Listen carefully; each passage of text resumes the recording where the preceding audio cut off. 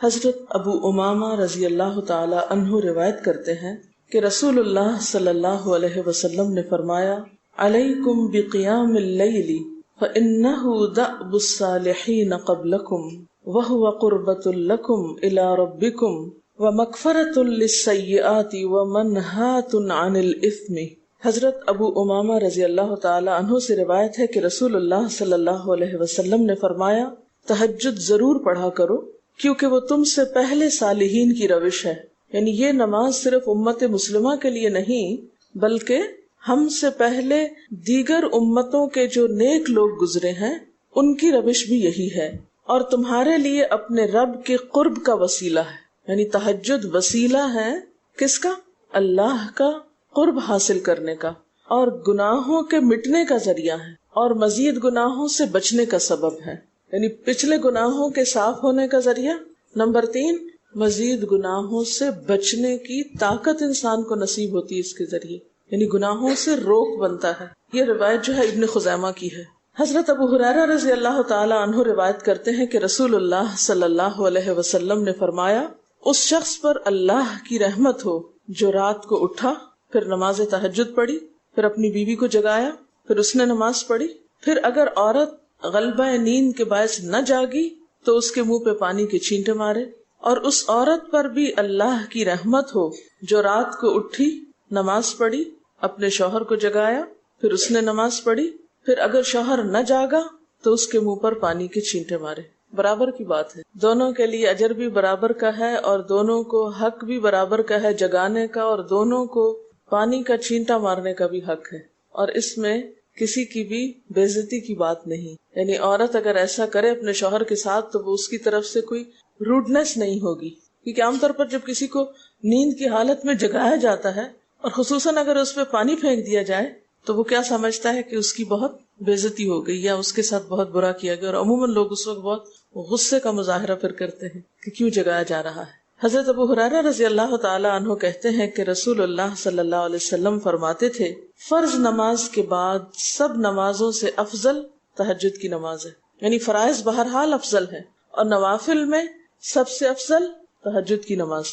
رسول اللہ صلی اللہ علیہ وسلم نے فرمایا، جب انسان سوتا ہے تو شیطان اس کے سر کی گدی پر 3 گریں لگاتا ہے اور کہتا ہے کہ رات بڑی لمبی ہے، اس کو تھپکی دیتا ہے اور کہتا ہے لمبی رات ہے، ابھی سوئے رہو، ابھی ٹائم ہے، ٹھہر کے اٹھنا، یعنی اس کو سلائے رکھتا ہے۔ اگر وہ بیدار ہو کر اللہ کا ذکر کرے، یعنی آنکھ کھلے اور اللہ کا ذکر کو شروع کر دے تو ایک گرہ کھل جاتی، شیطان کے پھندے سے انسان آزاد ہونے لگتا ہے۔ اگر وضو کرے تو دوسری گرہ کھل جاتی، اگر نماز پڑھے تو تیسری گرہ کھل جاتی، اور وہ شادمان اور پاک نفس ہو کر صبح کرتا ہے۔ یعنی جو شخص صبح نماز کے وقت پر، تہجد کے وقت یا پھر کم از کم فجر کے وقت اٹھ جاتا ہے، اللہ کا ذکر کرتے ہوئے وضو کرے اور پھر نماز پڑھ لے، سورج نکلنے سے پہلے پہلے یہ کام کر لے تو وہ ایک مطمئن شخص کی طرح اٹھتا ہے، ورنہ اس کی صبح خبیث اور سست نفس کے ساتھ ہوتی۔ عام طور پر ہم اطمینان کی تلاش میں رہتے ہیں، سکون کی تلاش میں رہتے ہیں، اور یہ سوچتے ہیں کہ ہمیں ڈپریشن ہے یا ہمارے اندر ایک غم ہے، تو ہم اس کے اسباب نہیں جانتے کہ سبب کیا ہے۔ ان کے اسباب میں سے ایک بڑا سبب شیطان کی گرفت میں ہونا ہے، اور شیطان اپنی گرفت ویسے تو دن کے وقت بھی انسان پر رکھتا ہے، لیکن خصوصاً رات کے وقت جب انسان سو جاتا ہے تو وہ نہیں چاہتا کہ سوتا ہوا اٹھے انسان، اور اگر انسان ہمت کر کے اٹھ جاتا ہے، ذکر کرتا ہے، وضو کرتا ہے اور نماز پڑھ لیتا ہے تو یہیں سے اطمینان قلب کا آغاز ہو جاتا ہے، اس کی تسلی ہو جاتی۔ رسول اللہ صلی اللہ علیہ وسلم نے فرمایا، اللہ تعالیٰ ہر رات آسمان دنیا پر نزول فرماتے ہیں، یعنی زمین سے سب سے قریبی آسمان پر۔ جب 1/3 رات باقی رہ جاتی ہے تو فرماتے ہیں، ہے کوئی جو مجھے پکارے؟ اس وقت اللہ تعالیٰ بندوں کو پکارتے ہیں، ہے کوئی جو مجھے پکارے میں اس کی دعا قبول کروں؟ ہے کوئی جو مجھ سے مانگے میں اس کو دوں؟ ہے کوئی جو مجھ سے بخشش طلب کرے تو میں اس کو بخش دوں؟ گویا یہ وقت دعا کی قبولیت کا وقت ہے، انسان جو مانگے اس کو ملتا ہے، اور خصوصی طور پر بخشش کے طلب کرنے کا وقت، جیسے قرآن پاک میں آتا ہے، وَبِالْأَسْحَارِ هُمْ يَسْتَغْفِرُونَ وَبِالْأَسْحَارِ هُمْ يَسْتَغْفِرُونَ، اور سحری کے وقت وہ استغفار کرتے ہیں۔ اب ہو سکتا ہے کہ آپ کہیں کہ نہیں، ہم نے تو زندگی میں کوئی خاص گناہ کیے ہی نہیں، اس لیے ہمیں تو بخشش کی ضرورت ہی نہیں۔ بخشش مانگے گناہگار لوگ، ہم تو نیک لوگ ہیں، نیک کام کرتے ہیں، دن رات قرآن پڑھتے پڑھاتے ہیں، اس لیے ہماری تو ضرورت نہیں۔ نبی صلی اللہ علیہ وسلم جن کے اگلے پچھلے سب قصور معاف کر دیے گئے تھے، وہ اتنا لمبا قیام کرتے تھے کہ ان کے قدم مبارک سوج جاتے تھے۔ حضرت مغیرہ فرماتے ہیں رسول اللہ صلی اللہ علیہ وسلم نے اتنا لمبا قیام کیا رات کو کہ آپ کے پاؤں سوج گئے۔ آپ سے سوال کیا گیا کہ آپ اتنی مشقت کیوں کرتے ہیں، اپنے آپ کو اتنا کیوں تھکاتے ہیں، حالانکہ آپ کے تو سارے گناہ معاف کر دیے گئے۔ آپ نے فرمایا کیا میں اللہ کا شکر گزار بندہ نہ بنوں؟ یعنی صرف گناہوں کی بخشش ہی نہیں بلکہ نعمتوں پر شکر بھی واجب ہے۔ جہاں ایک طرف گناہوں کی بخشش انسان کے لیے اللہ کے قرب کے راستے ہموار کرتی ہے، وہاں اللہ تعالیٰ کا شکر ادا کرنا بندے کو اللہ کا قرب عطا کرتا ہے۔ اچھا، اب پہلی سنت میں آپ کو بتاؤں گی کہ اگر آپ تہجد کے وقت اٹھے ہیں تو سب سے پہلے آپ کیا پڑھیں گے۔ حضرت عائشہ رضی اللہ تعالی عنہا فرماتی ہیں کہ رسول اللہ صلی اللہ علیہ وسلم جب رات کو تہجد کے لیے اٹھتے تو یہ پڑھتے 10 بار اللہ اکبر، 10 بار الحمدللہ، 10 بار سبحان اللہ و بحمدہ، 10 بار سبحان الملک القدوس، 10 بار استغفر اللہ، 10 بار لا الہ الا اللہ، اور پھر 10 بار اللہم اعوذ بک من ضیق الدنیا و ضیق یوم القیامہ، میں تیری پناہ میں آتا ہوں دنیا کی تنگی سے اور قیامت کے دن کی تنگی سے۔ اللہم اعوذ بک من ضیق ضاد یہ قاف من ضیق الدنیا و ضیق یوم القیامہ، یہ بھی 10 بار۔ اور پھر فرماتے اللہم اغفر لی واہدنی وارزقنی وعافنی، پھر وضو کرتے اور تہجد شروع کرتے، یعنی یہ بھی وضو سے پہلے آپ پڑھ لیتے تھے۔ تو آپ کیا کر سکتے ہیں، جیسے آنکھ کھلی یا بستر پر لیٹے ہیں تو بعض اوقات ایسا ہوتا ہے نا کہ انسان سوچتا ہے اچھا ایک سائڈ پہ سو کے اتنے تھکے ہوئے ہوتے ہیں کہ آپ ایک دم نہیں اٹھ پاتے۔ حالانکہ آپ صلی اللہ علیہ وسلم کے نیند سے بیدار ہونے کا طریقہ کیا تھا کہ جب آپ اٹھتے تھے تو یکدم اٹھتے تھے، سستی کے مارے نہیں کہ کبھی ایک طرف لیٹ گئے پھر دوسری طرف سو گئے پھر دائیں طرف پھر بائیں طرف، نہیں، جب جاگنے کا وقت ہوتا تھا تو آپ فوراً اٹھ جاتے تھے۔ لیکن بسا اوقات ایسا ہوتا ہے کہ انسان تھکا ہوا ہوتا ہے، سائڈ بدل کے دوسری طرف کو ذرا لیٹتا ہے، تو یہ لیٹے لیٹے بھی آپ اذکار پڑھ سکتے ہیں، ٹھیک ہے؟ اور یہ سب آپ کو آتے ہی ہوں گے سوائے ایک وہ ذکر کے اللہم اعوذ بک من ضیق الدنیا و ضیق یوم القیامہ، اور ترتیب آپ یاد کر لیں اپنے بیڈ سائڈ ٹیبل پہ یا بیڈ پہ یا کہیں بھی، یہ نوٹس کسی پین کے ساتھ لکھ کے لگا دیں، چپکا دیں، اور جب یاد ہو جائے تو پھر اتار دیں، جب عادت بن جائے تو ہٹا دیں وہاں سے، ٹھیک ہے نا؟ جتنے دن عادت نہیں بنتی اتنے دن اپنے یادداشت کے لیے رکھ لیں۔ اسی طرح نیند سے اٹھ کر لا الہ الا اللہ وحدہ لا شریک لہ لہ الملک و لہ الحمد وہو علی کل شیء قدیر الحمد للہ وسبحان اللہ واللہ اکبر ولا حول ولا قوۃ الا باللہ، یہ بھی پڑھ سکتے ہیں۔ اچھا، ضروری نہیں کہ سب کچھ ایک ہی دن میں پڑھ لیں، یہ بھی آپ کر سکتے ہیں کہ ایک دن میں ایک چیز پڑھ لیں، دوسرے دن دوسری پڑھ لیں، تیسرے دن تیسری پڑھ لیں، ٹھیک ہے نا؟ اور اگر ساری ایک دن بھی پڑھنا چاہیں، دیکھیں وقت کی بات ہے نا، ہو سکتا ہے اس وقت عمر کے اس حصے میں آپ پہ بہت ذمہ داریاں ہوں، آپ یہ سب کچھ نہ پڑھ سکتے ہوں، لیکن زندگی کا ایک ایسا وقت بھی آتا ہے جب انسان بوڑھا ہو جاتا ہے، جب اس کے اوپر باقی ذمہ داریاں کم ہو جاتی ہیں، پھر نیند بھی کم ہو جاتی ہے، پھر زیادہ عبادت کا موقع ملتا ہے، تو ایسے میں جب انسان کے پاس عبادت کے لیے وقت اور موقع زیادہ ہو تو پھر یہ ساری چیزیں بھی پڑھ لیں، ٹھیک ہے نا؟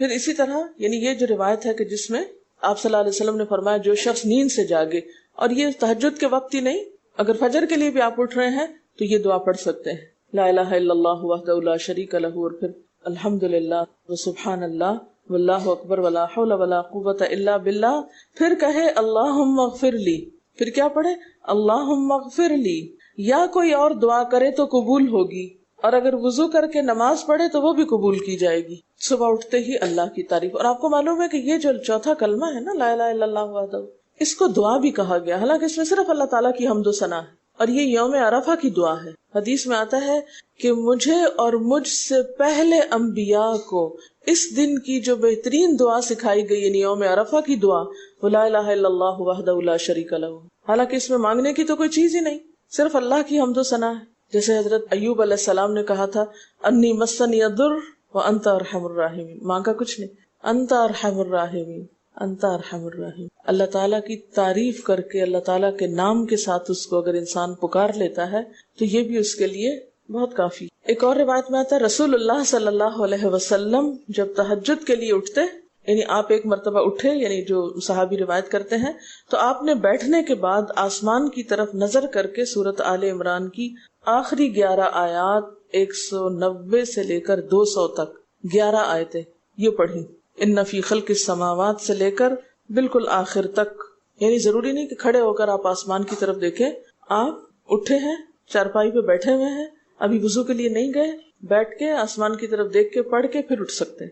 اب اس میں آپ دیکھیں نا کہ انسانی نفس کی بھی ایک رعایت ہو جاتی ہے. لیٹے لیٹے آپ نے ایک ذکر پڑھ لیا، بیٹھ کے آپ نے دوسرا پڑھ لیا، پھر آپ وضو کو چلے گئے، تو اس میں وہ جو ایک طبیعت کی کسل مندی ہوتی ہے وہ بھی ساتھ ساتھ اللہ کے ذکر سے دور ہوتی جاتی ہے، اور ایک سٹیپ کے بعد دوسرا سٹیپ لینا بھی آسان ہو جاتا ہے. اچھا، اس میں آپ دیکھیں حکمت کیا ہے کہ آپ صلی اللہ علیہ وسلم نے کیا فرمایا کہ آسمان کی طرف دیکھ کے پڑھا جائے تاکہ اچھی طرح آنکھیں کھل جائیں.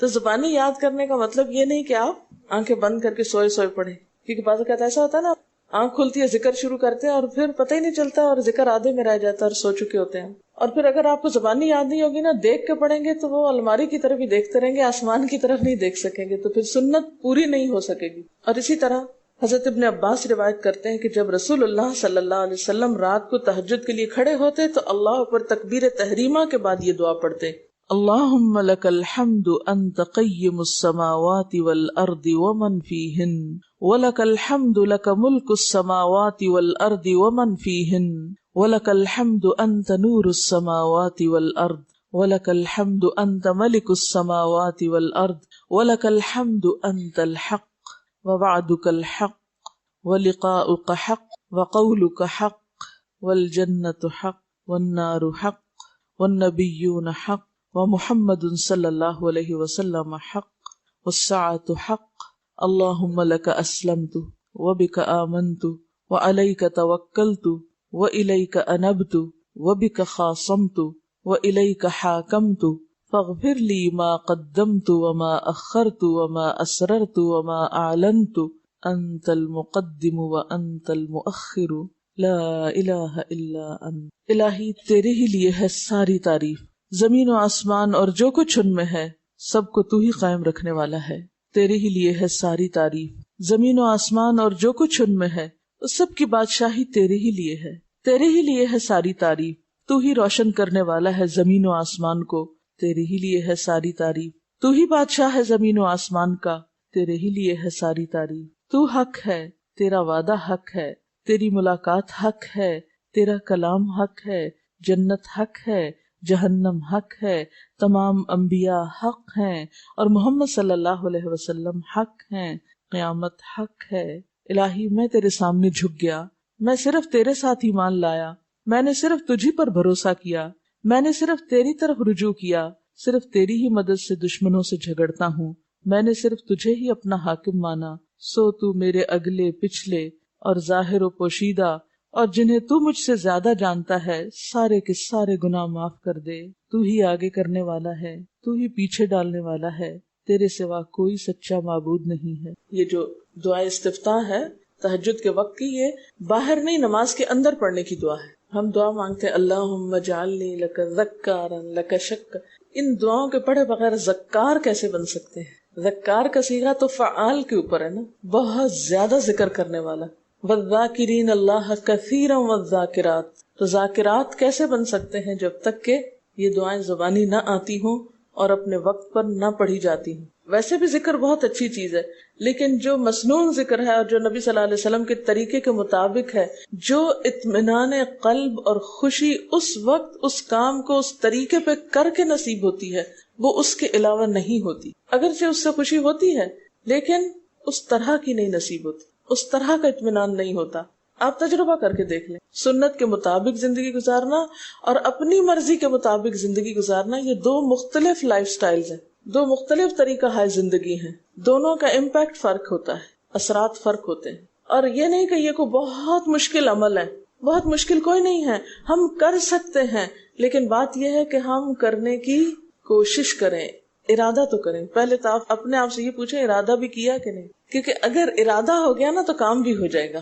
مشکل یہ ہے کہ ہم جب کوئی ایسا کام سنتے تو پھر سوچتے نہیں ہمارا تو حالات اتنے کٹھن ہیں کہ یہ عمل ہمارے لیے نہیں، ویسے بھی نفل ہے، کوئی بات نہیں، نہ بھی ہو سکا تو کیا ہے، یہی کہہ کے ہم چھوڑ دیتے ہیں چیزوں کو کہ نہیں. لیکن میں سمجھتی ہوں کہ جو عمر آپ بچیوں کی خاص طور پر اس وقت اس عمر کو غنیمت سمجھے اور اس میں آپ نے جو کچھ اب یاد کر لیا، عادت ڈال لی، وہ اگلی زندگی میں شدید مصروفیت کے باوجود بالکل عادت ثانیہ ہو جائے گی، ایک روٹین ہو جائے گی اور آپ کو مشکل نہیں ہوگی. لیکن اگر اب نہیں عادتیں ڈالی، کل کو یا نئے سرے سے عادت ڈالنا بہت مشکل ہوگا. سنت مشکل نہیں ہے، صرف یہ ہے کہ ارادے، نیت اور پھر کوشش کی ضرورت ہے. کر لیں گے تو ہو بھی جائے گا، آخر کرنے والے کرتے ہیں. لیکن جب پہلے ہی سے سوچ لیتے نہیں بڑا مشکل، تو اللہ والے کرتے ہیں اور وہ تو نیک لوگوں کا کام ہے. ہم تو نہ اللہ والے ہیں اور نہ ہی نیک ہیں، تو کیوں نہیں ہے، ہو جائے. اب آپ صلی اللہ علیہ وسلم کے تہجد کی کیفیت کیا تھی؟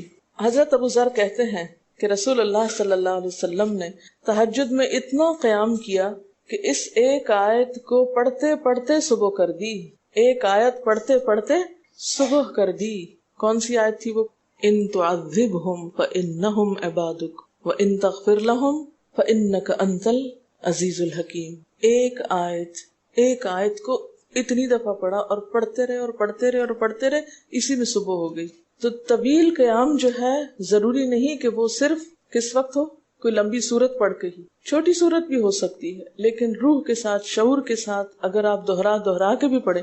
مثال کے طور پہ آپ نے کوئی سورت یاد کر لی ہے اور آپ پڑھنے کھڑے ہوئے ہیں اور آپ کو صحیح طرح آتی نہیں ہے، یا آتی ہے تو اتنی تیز نہیں آتی، بہت رٹی ہوئی نہیں ہے، تو کوئی بات نہیں، ایک آیت کو 2 دفعہ 3 دفعہ بھی آپ اس کو پڑھ سکتے ہیں اور اس طرح بھی پڑھ کے لمبا کر سکتے ہیں. یعنی طویل قیام صرف زیادہ قرات سے ہی نہیں، مختلف طریقوں سے ہو سکتا ہے. یہ آیت ہے سورۃ المائدہ کی 118 نمبر آیت ہے. اگر تو انہیں عذاب دے تو وہ تیرے بندے ہیں، اور اگر تو انہیں معاف کر دے تو یقیناً تو غالب اور حکمت والا ہے. حضرت حذیفہ رضی اللہ تعالی عنہ نے نبی صلی اللہ علیہ وسلم کو تہجد پڑھتے دیکھا. وہ کہتے ہیں سورۃ فاتحہ کے بعد آپ نے سورۃ بقرہ پڑھی، پھر رکوع کیا. آپ کا رکوع آپ کے قیام کی مانند تھا. ہماری تو کمر نہ ٹوٹ جائے. کر کے تو ذرا دیکھیں. میں نے زندگی میں پہلی دفعہ رمضان میں طویل رکوع اور سجدے کا موقع ملا. اس سے پہلے تو اس طرح کا سچ پوچھے کانسیپٹ بھی کوئی نہیں تھا، کیونکہ بہت سی چیزیں جب ہم پڑھتے ہیں تو ہم کہتے ہیں ہاں یہ نبی صلی اللہ علیہ وسلم کے لیے ہے، یہ تو آپ کی شان ہے اور آپ کا مقام ہے.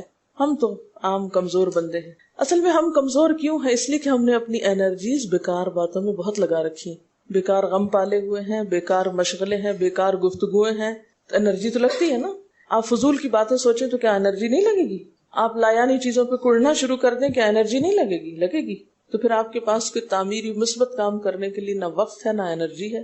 پھر اس وقت تک آپ خالی ہو چکے ہوتے ہیں. رات کو دیر تک آپ اگر فضول گپ شپ کرتے رہے تو صبح اٹھے گا کون، اور پھر صبح پڑھے گا کون، اور اگر پڑھے بھی تو کیا پڑھے اس میں. کبھی آپ نے سوچا کہ احادیث کی یہ جو کتابیں ہیں یہ ساری کی ساری صرف آپ کی گفتگو نہیں، آپ کے عمل کا بھی احاطہ کیے ہوئے ہیں، اور ٹوٹل آپ کی گفتگو یہی ہے. اور اگر ہم اپنی گفتگو کو دیکھیں اور ہماری باتوں کی کوئی کتاب تیار ہو، نبی صلی اللہ علیہ وسلم کی عظمت کو پہچانے، ہم اپنی گفتگو کا جائزہ لیں. اگر ہماری گفتگو بھی ریکارڈ ہو کر لوگوں کے پاس جانے لگے، لوگوں تک پہنچنے لگے، ہم عملی نمونہ کیوں نہیں لوگوں کے لیے؟ ہمیں دیکھ کر لوگوں کے عمل کیوں نہیں بدلتے؟ ہماری بات لوگوں پر اثر کیوں نہیں کرتی؟ کبھی سوچا ہم نے؟ صرف اپنی گفتگو کے آئینے میں ہی اپنے آپ کو پہچان لے کہ ہم کہاں ہیں، کون ہیں، کہاں کھڑے ہیں، لوگوں کے بیچ میں کیا باتیں کرتے ہیں، لوگوں کے پیٹھ پیچھے کیا باتیں کرتے ہیں، کہاں کس حال میں کیا کر رہے ہوتے ہیں. ہر شخص اپنے آپ کو خود پہچان سکتا ہے. کیا واقعی ہم اس لائق ہیں کہ کوئی ہم سے کچھ سیکھے؟ صرف اپنی گفتگو کے آئینے میں خود کو پہچانے. بعض اوقات کتنا بیکار بولتے ہیں، کتنا بے مقصد بولتے ہیں، کتنا ضرورت سے زائد بولتے ہیں. اس کا یہ مطلب نہیں کہ مصنوعی خاموشی اپنے اوپر مسلط کر لیں، کیونکہ پھر ہم دوسری ایکسٹریم پہ نکل جاتے ہیں. لیکن بامقصد گفتگو کتنی ہے ہماری باتوں میں جو واقعی فائدہ مند ہو، تو پھر ذرا روک بھی لیا کریں نا اپنے آپ کو. اپنے ساتھ خود ہی محنت کریں گے تو بات بنے گی. سوچیں تو احساس تو کریں. جب کریں گے تو انشاءاللہ کامیابی بھی ہوگی. لیکن پہلی بات تو یہ نا کہ ہم جو کچھ کرتے ہیں نہ اس کا حساب کرتے ہیں، نہ اس کے بارے میں سوچتے ہیں کہ ہم کر کیا رہے ہیں. ہمیں نیکی نہ کرنے کا موقع یا ہمارے نیکی نہ کرنے کا ایک سبب اور ایک بڑی وجہ ہماری انرجیز کا بیکار چیزوں میں استعمال ہونا ہے، فضول کی سیاست میں ملوث ہونا ہے.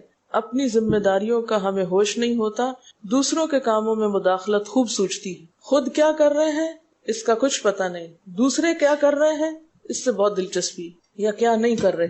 بہت سے لوگ، بہت سی خواتین کمر درد کی شکایت کرتے ہیں، اور اس کی ایک بڑی وجہ نمبر 1 رکوع کا صحیح پوزیشن پہ نہ ہونا ہے، اور نمبر 2 اس پوزیشن پہ کوئی ایکسرسائز نہیں ہماری ہوتی. یہ بتا رہی ہے کہ کسی کی کمر میں درد تھا اور ٹھیک نہیں ہوتا تھا کسی چیز سے، تو ڈاکٹر نے ان کو یہ مشورہ کیا کہ طویل رکوع اور طویل سجدے کریں، بیسٹ ایکسرسائز ہے، کر کے تو دیکھیں۔ اور اس میں آپ دیکھیے کہ صحیح پوزیشن پہ لائیں، بالکل اسٹریٹ رکھیں گردن اور کمر کو، پیٹھ اور گردن ایک لائن میں آنی چاہیے۔ بہت سے لوگ یوں ٹیڑھی کرتے ہیں، یوں کر کے بس کرتے ہیں، یہ غلط پوزیشن ہے، اس سے تو اور بیمار ہو سکتے ہیں۔ کئی لوگ سر پھینک دیتے ہیں نیچے کو، یہ بھی غلط پوزیشن ہے، اس سے بھی کام خراب ہوتا ہے۔ اگر آپ صحیح پوزیشن پہ رکوع لمبا کریں تو یقینی طور پہ کمر درد کا علاج ہے۔ پٹھے مضبوط ہوتے ہیں نا کمر کے، آپ اس کو روک کے رکھے ہوتے ہیں ایک سیدھی لائن میں۔ 2 فیٹ کے درمیان کا فاصلہ بھی بہت معتدل رکھیں، نہ تو بہت قریب رکھیں اور نہ بہت کھلا رکھیں، بالکل معتدل، جس میں آپ آرام سے سکون سے کھڑے ہو سکیں اور آپ کا بیلنس قائم رہے۔ بیلنس کو قائم کرنا بے حد ضروری، ٹھیک ہے۔ حضرت حذیفہ نے نبی صلی اللہ علیہ وسلم کو تہجد پڑھتے دیکھا۔ وہ کہتے ہیں کہ سورۃ فاتحہ کے بعد آپ نے سورۃ بقرہ پڑھی، پھر رکوع کیا۔ آپ کا رکوع آپ کے قیام کی مانند تھا، یعنی جتنا لمبا قیام تھا اسی طرح رکوع تھا۔ پھر آپ نے رکوع سے سر اٹھایا اور کھڑے ہو گئے، اور آپ کا قوما یعنی رکوع کے بعد اٹھنے کا وقت بھی کافی طویل تھا۔ ہم تو بعض اوقات اٹھ کے کھڑے نہیں ہوتے کہ نیچے چلے جاتے ہیں، تو وہ بھی طویل تھا۔ صرف 2 رکعتیں بھی آپ ایسی پڑھ لینا کافی۔ اگر عام دنوں میں نہ پڑھی جائے تو ویکینڈ پہ پڑھ لیں۔ ہمارا تو ویکینڈ پہ لمبا سونے کا پروگرام ہوتا ہے نا، تو چلے دوبارہ سو جائیں، لیکن ہفتے میں 1 دفعہ کر لیں، اگر روز نہیں بھی کر سکتے 2 دفعہ کر لیں، ٹوائس اے ویک کر لیں۔ پھر آپ کا سجدہ آپ کے قومے کی مانند تھا، یعنی جتنا آپ کھڑے ہوئے تھے اتنا آپ پھر سجدہ کیا۔ آپ دونوں سجدوں کے درمیان اپنے سجدے کی مانند بیٹھے تھے، یعنی 2 سجدوں کے بیچ میں بھی آپ اتنی دیر بیٹھے جتنی دیر آپ نے سجدہ کیا تھا۔ پس آپ نے 4 رکعتوں میں سورۃ بقرہ، آل عمران، نساء اور المائدہ پڑھی۔ ہمیں اگر خود نہیں بھی آتی اور کوئی پڑھانے والا اتنی لمبی 1 دفعہ بھی تراویح کوئی پڑھا دے یا کوئی نفل پڑھا دے تو ہم دوسری دفعہ اس کے پاس نہ پڑھیں۔ تقریباً 7.25 پارے بنتے ہیں، جس کو 1 منزل کہا جاتا ہے۔ ایک دن کے تہجد میں آپ نے اتنا پڑھا، اور یہ تو قرآن کی قرات تھی، لیکن بیچ کے وقفوں میں تسبیحات اور اللہ کی تعریف اور حمد و ثنا اور ذکر، یہ آپ پر بس تھا۔ یہ وہی کر سکتا ہے جس کو واقعی اللہ سے حقیقی محبت ہو، صرف دعوے کی حد تک نہیں۔ میں کہتی ہوں چلے روزانہ نہ صحیح، ہفتے میں 1 بار، ہفتے میں نہیں، مہینے میں 1 بار، مہینے میں نہیں تو سال میں، رمضان میں، کسی موقع پر کچھ تو اللہ سے تعلق آئے، کچھ تو قرب پائیں۔ ہر شخص کے بس میں نہیں کہ ہر روز ایسی عبادت کرے، کیونکہ اللہ کے رسول صلی اللہ علیہ وسلم کا بہرحال مقام کچھ اور تھا، لیکن کچھ شوق، کچھ حسرت، کچھ تو دل میں ہونا ہی چاہیے، کوئی نیت، کوئی ارادہ، کوئی عزم، اور پھر اس کے لیے کوشش۔ تو وقت بچے گا کچھ آپ کے پاس فالتو باتوں کے لیے، فضول چیزوں کے لیے، کچھ سوچنے کے لیے، ٹینشن کے لیے بچے گا کچھ؟ سب کچھ بھاگ جائے گا، کچھ بھی نہیں بچے گا، کیونکہ ان عبادی لیس لک علیہم سلطان، میرے بندے ان پہ اے شیطان تیرا کوئی زور نہیں چلتا، بس چلتا ہی نہیں ان پہ، تیرا سارا زور ہی ان پہ چلتا ہے جو فالتو ہوتے ہیں۔ فالتو ذہن جو ہوتا ہے وہ شیطان کا گھر ہوتا ہے۔ حضرت حذیفہ بیان کرتے ہیں کہ میں ایک رات آپ صلی اللہ علیہ وسلم کے ساتھ نفلی نماز میں شریک ہو گیا۔ آپ نے سورۃ بقرہ شروع کر دی، میں نے سوچا کہ آپ 100 آیات پڑھ کر رکوع میں چلے جائیں گے، مگر آپ پڑھتے گئے۔ میں نے خیال کیا کہ سورۃ بقرہ کو 2 رکعتوں میں پڑھیں گے، لیکن آپ پڑھتے رہے۔ آپ نے سورۃ بقرہ ختم کر کے سورۃ نساء شروع کر دی، پھر ختم کر کے آل عمران پڑھنی شروع کر دی، اس کو بھی ختم کر دیا۔ آپ نہایت آہستگی سے پڑھتے جاتے تھے۔ جب ایسی آیت تلاوت کرتے جس میں سبحان اللہ کہنے کا حکم ہوتا ہے، جیسے سبح بحمد ربی جیسے مثال کے طور پر، تو سبحان اللہ کہتے۔ اگر کچھ مانگنے کا ذکر ہوتا تو سوال کرتے، اگر پناہ مانگنے کا ذکر ہوتا تو اعوذ باللہ پڑھتے۔ اس حدیث سے یہ بھی پتہ چلتا ہے کہ سورتوں کی ترتیب ضروری نہیں، کیونکہ آپ نے پہلے النساء پڑھی پھر آل عمران پڑھی۔ یہ جو ہر وقت لوگ پیچھا کیے رکھتے ہیں نا، بعض اوقات تو بہت ضد کرتے ہیں کہ آپ نے پہلی رکعت میں یہ پڑھائی تھی تو دوسری میں یہ کیوں پڑھا دی۔ یہ تو سنت میں ملتا ہے کہ پہلی رکعت طویل ہے دوسری کے مقابلے میں، لیکن یہ لازم نہیں کہ جو پہلی میں پڑھے اس کے بعد آگے والی صورتوں میں سے پڑھے، پیچھے والی بھی سے نہیں پڑھ سکتے۔ رسول اللہ صلی اللہ علیہ وسلم نے عبداللہ بن عمرو سے کہا، مجھے بتلایا گیا ہے کہ تم ساری رات نفل پڑھتے اور دن کو روزہ رکھتے ہو، اگر تم ایسا کرو گے تو تمہاری آنکھ کمزور اور طبیعت سست ہو جائے گی، یعنی ہر روز روزہ اور ہر رات جگراتا تمہاری جان اور تمہارے بال بچوں کا بھی تم پر حق ہے، اس لیے روزہ رکھو اور افطار بھی کرو اور رات کو قیام کرو اور سو بھی۔ یعنی ساری رات تہجد پڑھنا یا نفل پڑھنا پسندیدہ نہیں ہے، رات کو سونا بھی پسندیدہ ہے۔ ہمارے ہاں 27ویں رات کو پوری رات جاگنا لازم سمجھا جاتا ہے، تو نبی صلی اللہ علیہ وسلم سے کوئی رات بھی پوری کی پوری جاگنا ثابت نہیں، کیونکہ اگر انسان صرف جاگتا ہی جاگتا چلا جائے تو وہ آسان ہوتا ہے، ایک دفعہ سو کے پھر اٹھنا جو ہے نا وہ اصل میں نفس کا امتحان ہوتا ہے، وہ مشکل ہوتا ہے۔ اسی طرح نبی صلی اللہ علیہ وسلم 3 دن سے کم میں قرآن مجید ختم کرنا پسند نہیں فرماتے تھے۔ آپ نے حضرت عبداللہ بن عمرو سے فرمایا کہ 1 ماہ میں پورا کر لو۔ انہوں نے عرض کی میں اس سے زیادہ تلاوت کی طاقت رکھتا ہوں، تو فرمایا 20 دن میں کر لو۔ ان کا میں اس سے زیادہ کی طاقت رکھتا ہوں، فرمایا 7 دن میں ختم کر لیا کرو، اس سے زیادہ کی اجازت نہیں، یعنی وہ ایک منزل کر کے۔ صحابہ کرام چونکہ اس زمانے میں مصحف اس طرح تھوڑی چھپے ہوئے تھے کہ کتابوں کی شکل میں ہوں، جو قرآن تھا لوگوں کے سینوں میں تھا، یاد کیے ہوئے تھے، اور وہ یاد کیا ہوا کہیں صبح کے وقت الگ بیٹھ کے نہیں پڑھا کرتے تھے، وہ کہاں پڑھتے تھے؟ تہجد میں نماز کے اندر پڑھا کرتے تھے۔ اب یہ تو ہم لوگوں کی مشکل ہوگی نا کہ ہمیں آتا کچھ نہیں زبانی، تو پھر ہم دیکھ کے پڑھتے ہیں تو نماز میں پھر وہ مشکل ہوتا ہے تو الگ رکھ کے پھر اس کو پڑھ رہے ہوتے ہیں، ٹھیک ہے۔ لیکن زیادہ بہترین پڑھنا نماز کے اندر کا پڑھنا ہے، اگرچہ دیکھ کے پڑھنے کی اس میں بھی اجازت ہے، لیکن ان کی چونکہ شدید حرص تھی حضرت عبداللہ بن عمرو کی، تو آپ نے ان کو 3 دن کی پھر اجازت دے دی تھی، اور آپ نے فرمایا کہ اس شخص کو قرآن کی کچھ سمجھ نہیں ہو سکتی جو 3 سے بھی کم دن میں قرآن پڑھے۔ نبی صلی اللہ علیہ وسلم نے فرمایا جو شخص رات کے نوافل میں 200 آیات تلاوت کرتا ہے وہ اطاعت گزار مخلص لوگوں میں شمار ہوتا ہے۔ انہ من عبادنا المخلصین، وہ آتا ہے نا قرآن پاک میں انبیاء کی صفت میں سے۔ تو جو شخص رات کو نماز میں یعنی نفل میں 200 آیات تک تلاوت کرتا ہے وہ اطاعت گزار مخلص بندوں میں شمار ہوتا ہے۔ اور سنن دارمی میں واضح طور پر آتا ہے کہ نبی صلی اللہ علیہ وسلم ساری رات نوافل نہیں پڑھا کرتے تھے۔